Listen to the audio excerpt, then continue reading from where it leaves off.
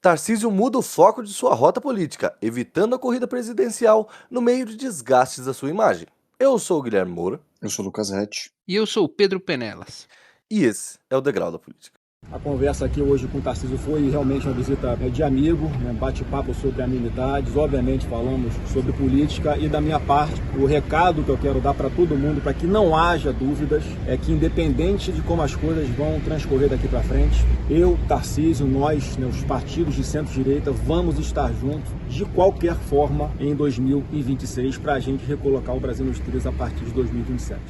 Bom, aquele que parecia o candidato mais provável da direita, o cara que ia disputar com o Lula, etc e tal, quando começou a se portar como um pré-presidenciável de verdade, teve um desgaste tão grande na sua imagem, né, cara, que agora parece até fora da disputa. O governador Tarcísio de Freitas aí de São Paulo parece estar cada vez mais longe, né, da disputa presidencial, ou pelo menos agora ele voltou a ser veemente no que ele falava que ele ia ser, não, sou o candidato à reeleição de São Paulo, né? Fico pensando, essa divisão de papéis que ele passou a ocupar, né, de ser governador e presidenciável, dificultou um pouco a atuação do Tarcísio, né? Porque até então ele era o governador que colhia bons índices de popularidade no seu estado e tinha essa carta na mão quando a eleição chegasse. A partir do momento que ele se projetou como um presidenciável de fato, começou a fazer reuniões, muitos jornais começaram a cobrir essa movimentação, até a questão da anistia, onde ele se apresentou como potencial candidato do bolsonarista, tudo passou a dar errado para ele, né? Claro que não é só culpa dessa movimentação dele, o momento se tornou muito favorável para o governo federal, e aí ele naturalmente vai sofrer alguns reveses, principalmente nessa ambição presidencial que ele cultivou em algum momento. Mas eu tenho a impressão que ele está enfrentando nesse momento um desgaste num dos temas que é mais caro à base dele e que ele sustentou durante os 3 anos do mandato até aqui, que é a segurança pública, né? Sim. O Derrit foi colocado no cargo justamente para ter uma mudança ou um aprofundamento dessa política de segurança pública paulistana, de mais repressão policial, enfim, um policiamento mais ostensivo. E eu acho que os episódios que envolvem, direto ou indiretamente, o PCC, que passou a ser o personagem oculto de todas as articulações sobre segurança pública no Estado nos últimos meses, já era, mas ganhou ares de luz revelada depois daquela operação da PF em conjunto com a Polícia Civil e tal, é de que ele não consegue vender a imagem de que o governo dele é eficiente combatendo o crime organizado. Quer dizer, ele consegue bons resultados numa política punitivista, e de fato essa política é popular entre seus eleitores, então não há por que ter uma revisão de rota nesse sentido.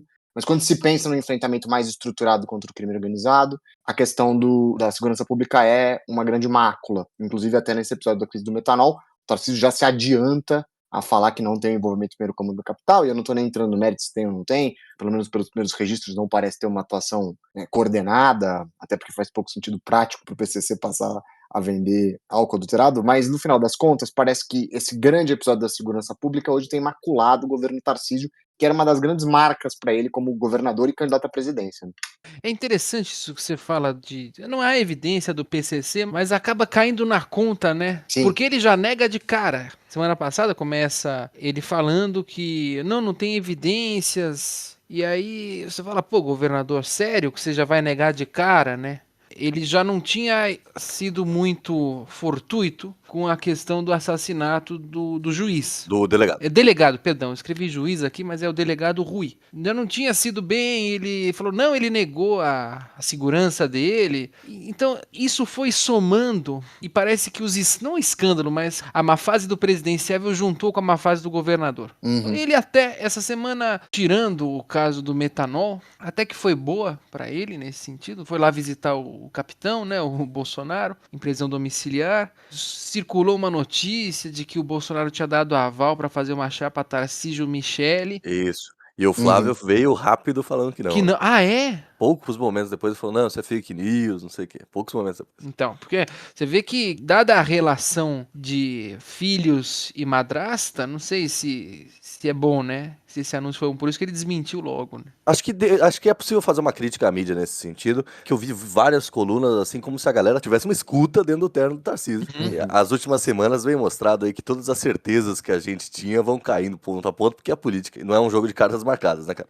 Mas eu concordo com essa coisa que você falou, Pedro, de como a semana ruim do presidenciável juntou com a semana ruim do governador. Até porque São Paulo, eu já falei isso aqui, eu acho que uma vez, que São Paulo tem governos mais tranquilos, eu acho, né? O governador de São Paulo nunca tá muito ruim, assim, tal. Ele até pode disputar, ter uma disputa forte com algum opositor, tal, mas nunca é assim. Tanto que os governadores todos tiveram muitas chances de reeleição e etc e tal. Só os que foram tentar ser presidente não conseguiram. E com o Tarcísio não vai ser diferente. Só que eu fico pensando que quem que é o cara do Tarcísio, pensando que ele vai presidenciável, né? Quem que é o cara hoje de Tarcísio no estado? Aí a gente já falou aqui disso em outros programas. Ah, é o Nunes, é o vice dele, que eu nem sei o nome. Ah, é o Derrite, tal. Só que aí com essas questões de segurança pública, a imagem do Derrite também vai ficando cada vez mais complicada, né? Vai ficando... É. E aí eu fiquei pensando, pô, tá bom, se ele sai, ele não tem nenhuma equipe assim, não tem nenhum cara que seja assim, esse aqui é o cara do Tarcísio. Não, tudo bem, mas aí ele abre mão do governo do estado tal e fala, não, esse aqui é meu candidato. Beleza, na campanha você constrói isso. Só que se a gente tem um Alckmin disputando para São Paulo, o que eu acho improvável, tal, mas se a gente tem um nome como o Alckmin, né, que já é conhecido em São Paulo, já uma preferência do eleitor, assim por diante, é também ele e o time dele abrindo mão do estado, né, cara? Eu acho que ele sairia presidenciável se a eleição do estado tivesse muito garantida também. O que nesse momento, se ele não for o candidato, é mais incerto, né? Porque você coloca o Derrite, qual a experiência política do Derrite? Secretário de Segurança Pública e deputado, mas assim, ele é muito pouco conhecido, né? Fora das pessoas que cobrem política mais cotidianamente, ele precisa ser mobilizado ali durante o período eleitoral para se tornar um rosto famoso, né? Apesar do desgaste da imagem dele nesse momento, ele já não é alguém naturalmente conhecido. O nome mais conhecido, eu acho que é o mais rejeitado pelo grupo bolsonarista, que é o Nunes. Se a gente está falando de uma eventual sucessão, quem não precisaria ser apresentado ao eleitor, principalmente o eleitor paulistano, é o Nunes. A gente já não gosta. Já é exato. rejeitado a beça. Já é rejeitado, e ele já é rejeitado pela base, ele já teve muita dificuldade de operacionalizar a candidatura dele para prefeito, né? Imagina para governador, onde essas alianças nas cidades de interior com o bolsonarismo são até mais profundas, né? Então, é um xadrez complicado mesmo. O Tarcísio ainda não tem um sucessor natural, e parece que ele se afastou do Kassab, né? As últimas notícias, esse ano são todas notícias de distanciamento. O Kassab, de novo, não o promove mais como candidato. Acho que não deseja que ele seja candidato. Talvez o Kassab entenda que o Tarcísio o rejeita por achar que o Kassab já não é mais imprescindível. O Kassab era uma figura muito importante quando o Tarcísio foi candidato em 22, e o Kassab vai ter um protagonismo muito forte nas eleições em 24 municipais, mas o Tarcísio acho que se distanciou, né? Até porque vamos lembrar que, ainda que o Tarcísio fosse talvez o ministro mais famoso do Bolsonaro, ele ter ganhado aqui em São Paulo do jeito que ganhou foi bem impressionante. Sim, não era o nome do estado, não tinha nenhuma relação com a gente, não era da política paulista, etc e tal, e ganha, né? Sim, exato. Ele é um verdadeiro outsider, assim, da política estadual que entrou. Ele era o quadro técnico, teoricamente, né? Ele migra pra política quando ele é candidato a governador. Mas assim, acho que o distanciamento entre o Tarcísio e o Kassab vem também porque o Tarcísio ele é o candidato da UP, né? Ele é o candidato da União Progressista. O Ciro Nogueira deixa claro isso. Hoje ele deu uma declaração. Tava tendo uma rusga, eu não entendi nada da rusga entre ele e o Caiado, mas teve. Porque ele diz que o Caiado quer se lançar a vice num momento que não é pra se lançar a vice. O Caiado tá causando e o Ciro Nogueira tá bravo.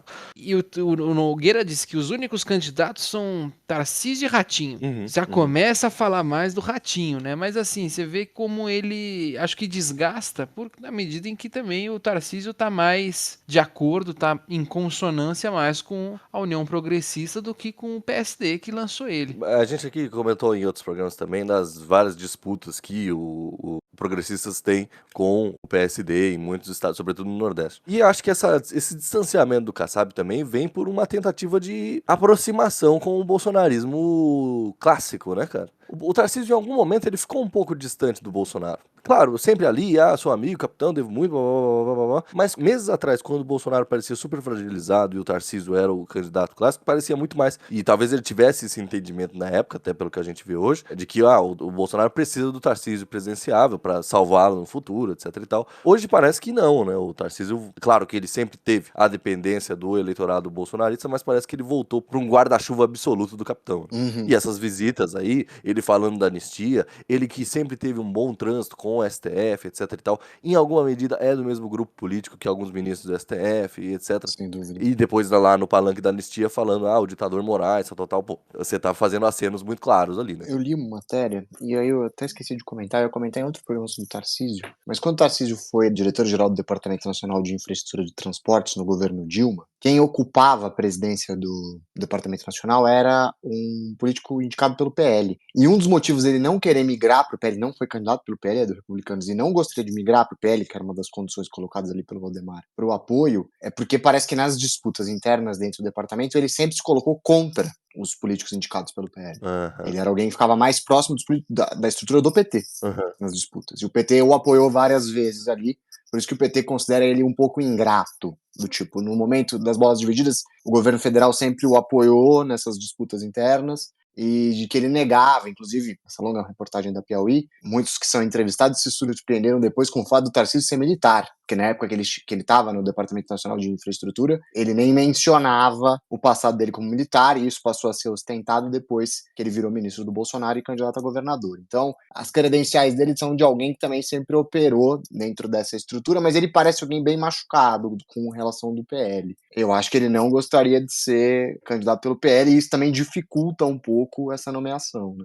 E bom, pra gente ir pros finalzinhos do programa, falando mais da visita dele, de fato, à casa do Bolsonaro, com aquelas fotos, eu achei muito, eu mandei pra vocês lá com o negócio do Legião Urbana, etc e tal. Estava lá os filhos Flávio e Renan Bolsonaro. E cara, eu achei muito curioso o ar do Flávio, sabe?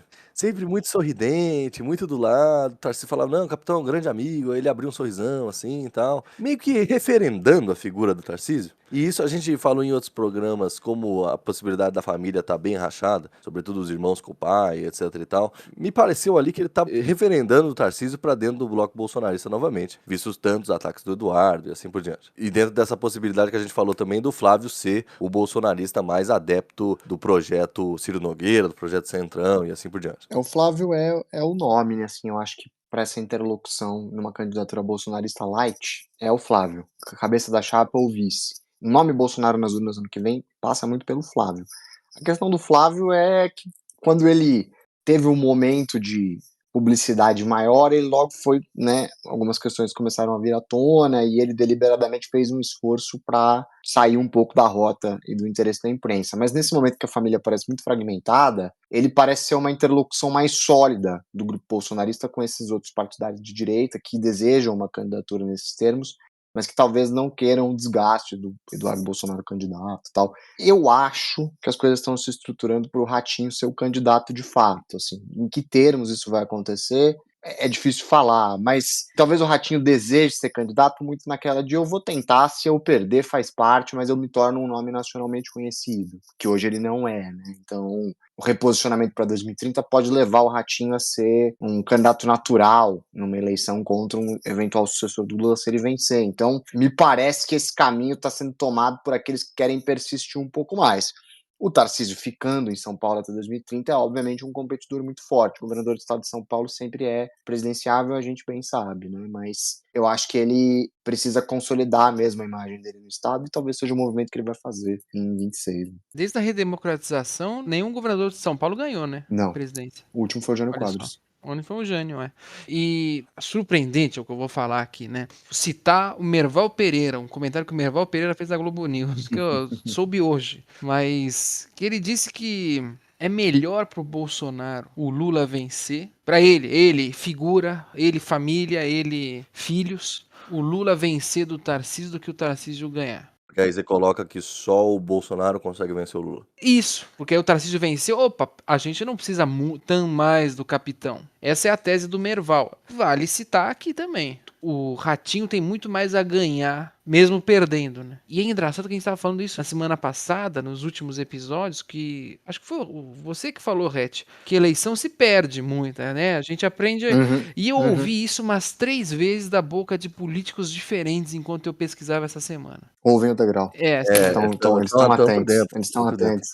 Não, mas curioso, de políticos antigos. Então, tava vendo uma parte do documentário do Brizola, e esse encontro inédito, tá? Fernando Henrique, o Brizola foi na minha casa e disse que a política se ganha, se perde na política.